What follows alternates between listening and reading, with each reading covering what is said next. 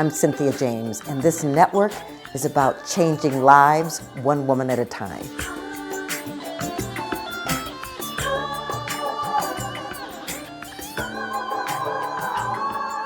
Welcome to Women Awakening. I'm your host, Cynthia James, and I am so excited to be with you.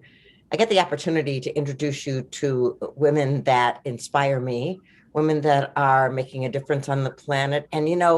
And they're just like you and me. I mean, they're people who've had a calling and they've stepped into it. I love that I get to do this. I want to remind you that we are on all the places you can get a podcast. We're on iTunes and iHeart and Spreaker and Amazon, so please subscribe. And we do these every week, and you get to meet extraordinary women that can just invite you into stepping into your extraordinary life. So my guest today is Laurie Fisher, and I have known her for quite some time, and she's got an extraordinary story. So let me just read a little bit from her bio, and then we are going to chat. So she was born with a moderate to severe hearing loss and diagnosed as a toddler. Laurie worked hard throughout her school years to compensate. She relied on hearing aids and lip reading, an imperfect solution that kept her locked out of family conversations in the car, guessing at what friends found funny at parties, and relying on note takers and tutors to help her understand her teacher in class. She never wanted to draw attention to her disability. She just wanted to fit in and get on with her life. And so she wore long auburn hair loose, which she has beautiful hair, concealing the devices she relied on to gain some limited access to the hearing world. She learned to read social cues and developed a broad friendship network. She excelled in sports, and she was unable to hear the swoosh of a soccer ball landing in the net, the smack of a tennis ball on a racket, or the cheers from the spectators. But she could still revel in the smiles of her teammates when she helped them go to victory. She made it to the University of Hartford, where she played Division I tennis as a walk-on and was later chosen by her peers to deliver a commencement address. Laurie, thank you so much for being here. Oh, it's such an honor to be in your presence. You're somebody who I've looked up to in the community so much since I moved here 14 years ago. So thank you. Well, I'm excited that you're here because, a lot of people think that if you have a challenge, a physical challenge, or what's called a disability, that you can't thrive, but you are the antithesis of that thought. I want to talk about what has happened with you with your hearing. And then I want to talk about your business and what you're doing in the world. So tell us a little bit about how you finally got support so that you could hear and speak. Well, I was really fortunate to grow up with an incredible family. I have a mother who is a teacher. So she was always teaching in the classroom and out of the classroom at home to give me that confidence and build that confidence to become someone who could live my best life. And my father was a collegiate athlete also. So between her teaching and his athletics, I got the best of both of them and their personalities and their drive. And it was something that definitely shaped me as a child to have that confidence, to be mainstreamed. I was very fortunate to have the help of great teachers. We had to navigate a lot to find the right resources. Back then, the resources weren't there as they are today. So, I had to figure out a lot on my own, and my mom had to figure out a lot on her own. But my father, also being there for me with my athletics and teaching me about business and sales and, through his own experiences being an importer, I got exposed to a lot. And that foundation helped me in my journey. I was also very fortunate to have different types of technology, and always being open to newer technology, which was something that I'm forever blessed for. So, that's really what was the foundation of my life. Yeah. Well, and I remember when we first met, and you were so intentional about finding a way to up level your hearing and your speaking, because you knew you had things to do in the world. And I loved that. The commitment was tangible. So I would love, there are two there's implants, yeah, and I would love for you to talk about what they are, and how you moved into that realm to be able to get them. Yes. So, when I moved to Colorado, I had been wearing a hearing aid in my left ear and a cochlear implant in my right ear. And I was fortunate to meet this incredible woman who worked with a company called Envoy, which was just got approval for an FDA device called the Esteem implant. So I became the first in the world to be implanted that device. And it was very risky because it was, an invisible hearing aid, and it was just really new on the market. But I am definitely a risk taker. So I said, I'm going for it. And I went for it. I had been really blessed to have that implant for 10 years, and along with the cochlear implant in my right ear at the time. And this past February 2020, I had been implanted a cochlear implant to replace the Esteem implant, to join the other implant. So it gave me the ability to hear out of both ears with cochlear implants. Okay, I just want to interrupt you for a second. Can you tell us what a cochlear implant is for those who don't know? Yes. So a hearing aid is a device that's internal in the ear and on the outside of the ear. So I'm going to take out my cochlear implant, and this is what a cochlear implant looks like. Yes. So when you have a cochlear implant, you lose all your residual hearing. So when you turn the device on, this connects with a magnet that's implanted in your head to produce sound, and the electrical waves of sound come alive. So as I'm talking to you right now, I have no hearing. I'm completely deaf. So when I put the device back in my ear, put the device back in my ear, now I can hear. Wow. So it's amazing that, through these different types of technology, you see the different levels of hearing. So through a cochlear implant, you hear the sound that you wouldn't ordinarily hear, the sound of a bird, the sound of a pin drop, typing at the computer, the sound of water, things that we all take for granted. So hearing all of these sounds through the Esteem implant, now through the cochlear implant, have changed my life forever. Yeah. Well, that's incredible. And I know you know sign language too, but so I do want to just have a conversation because I actually choreographed a show for Deaf West, which was a deaf theater company in Los Angeles. And there was controversy between the people, like, should we get a cochlear implant, and should we just live with what we've been given? And so how did you navigate that conversation? I didn't really face that conversation until I started to get the new technology. And when I decided that I was getting the implant, I actually had a camera crew follow me for 9 weeks. And it ended up being Emmy nominated, the story, thanks to Natalie from the Everyday Show here. She had featured it, and it was controversial because people were like, why do you want to hear more?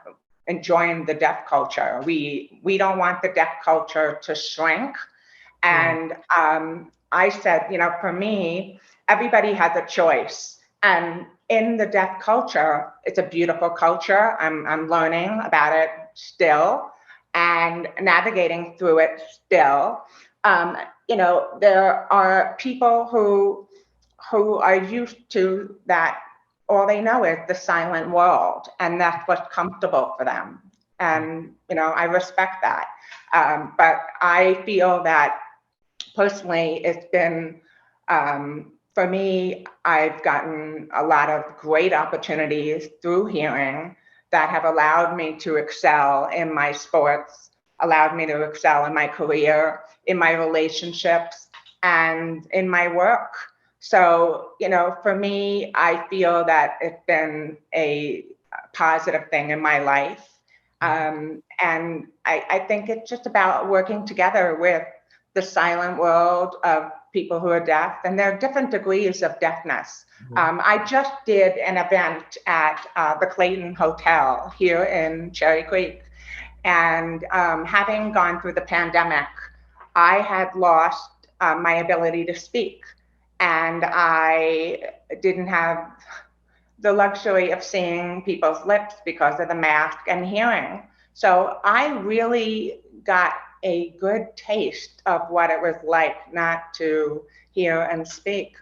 And I decided that I was going to do this event that was called Sip and Sign.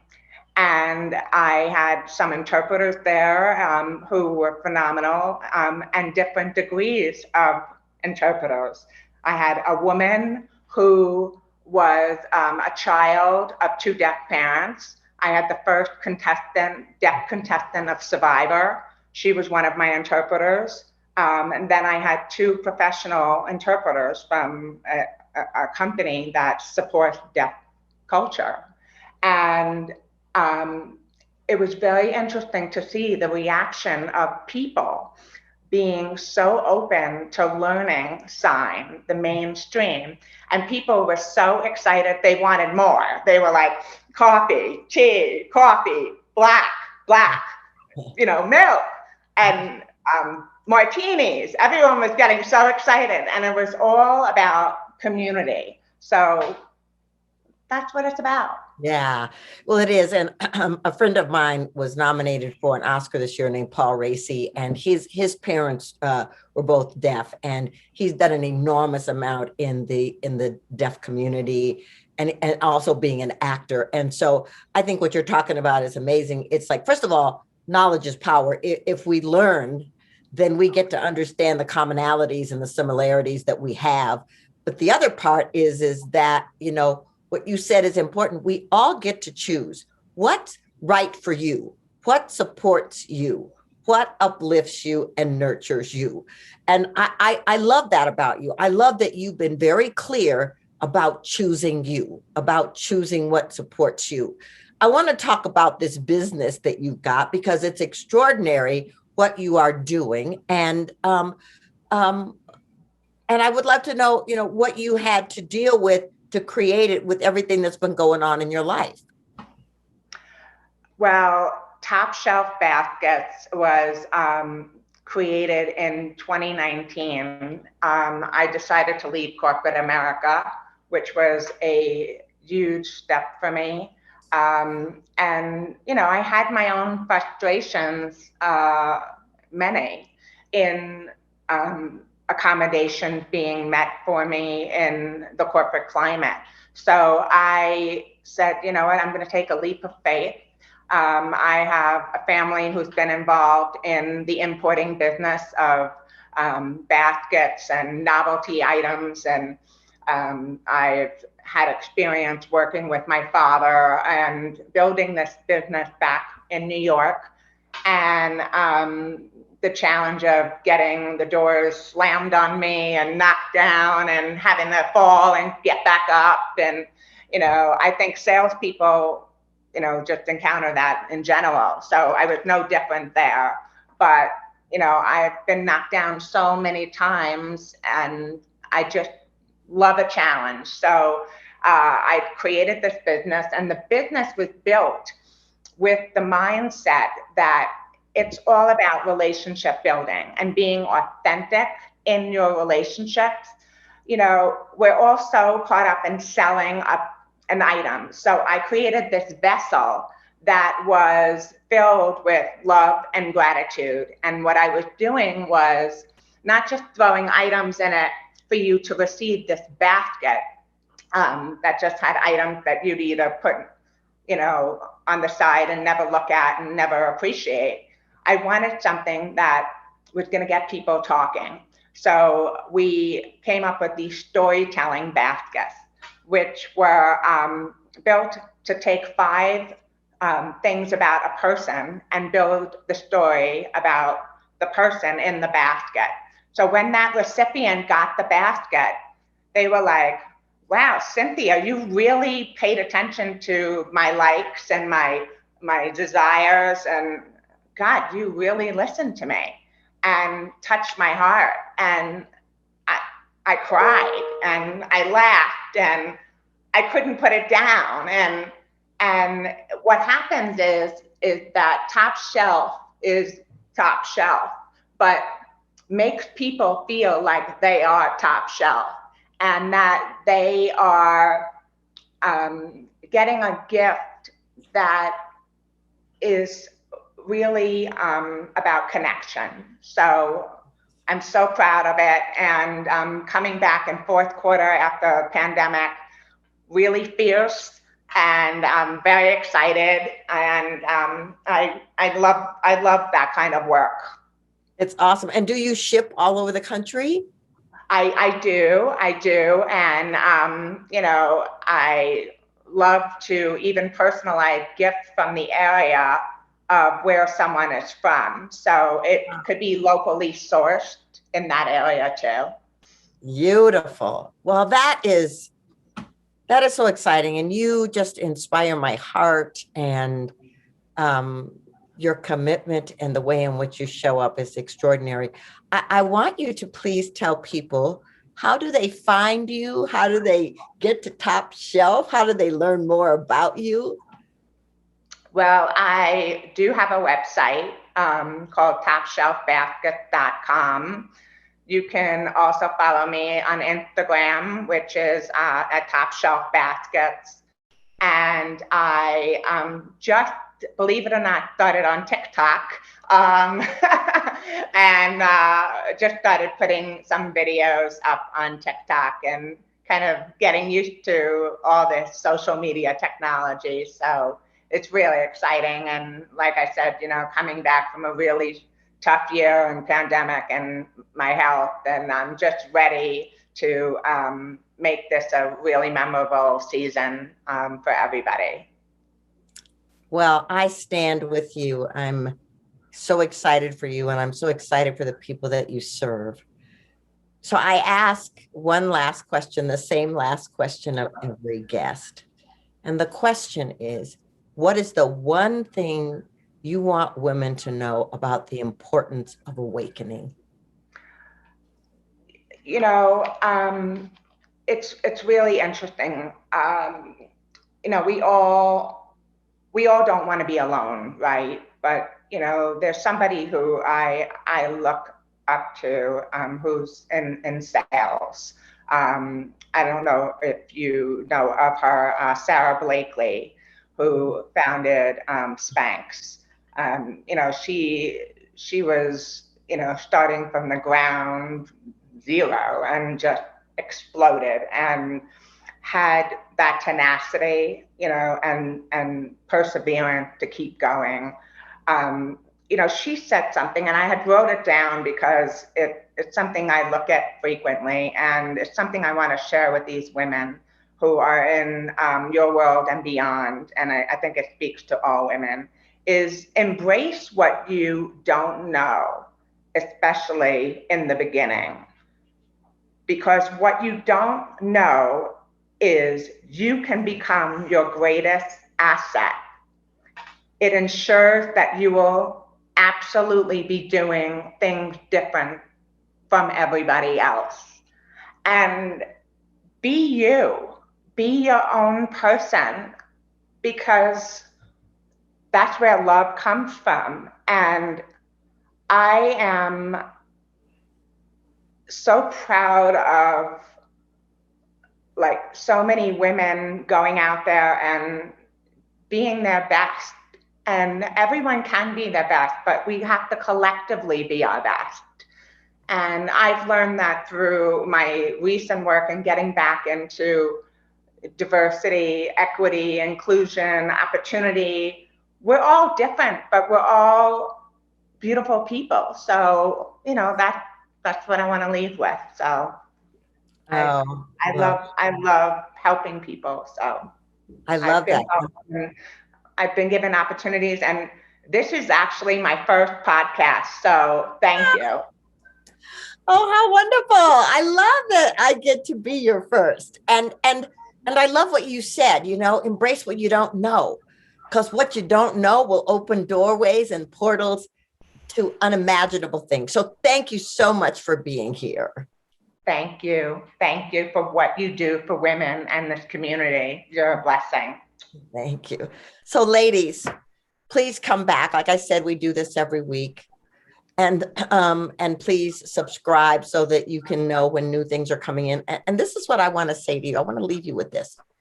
You are an original, powerful, dynamic, mighty expression. You are divine. You are so needed and so necessary on this planet. Whatever gifts you have, only you can deliver them the way that you can deliver them. So take the examples of the women that I share with you and really step into your greatness. And it doesn't mean you have to be an Oprah, and it doesn't mean you have to be an Olympic star. What it means is you just be the best you possible. Thank you so much, and I will see you next time.